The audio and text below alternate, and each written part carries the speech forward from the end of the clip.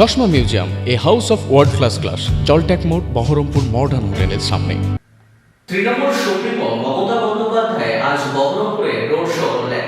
বহরমপুর বিধানসভা তৃণমূল কংগ্রেসের প্রার্থী নারুগোপাল মুখার্জির সমর্থনে এই প্রচার মুখ্যমন্ত্রী গির্জার মোড় থেকে খাগড়া চৌরাস্তা 4 কিলোমিটার পথ পায়ে হেঁটে প্রচার করেন মুখ্যমন্ত্রী মমতা বন্দ্যোপাধ্যায়।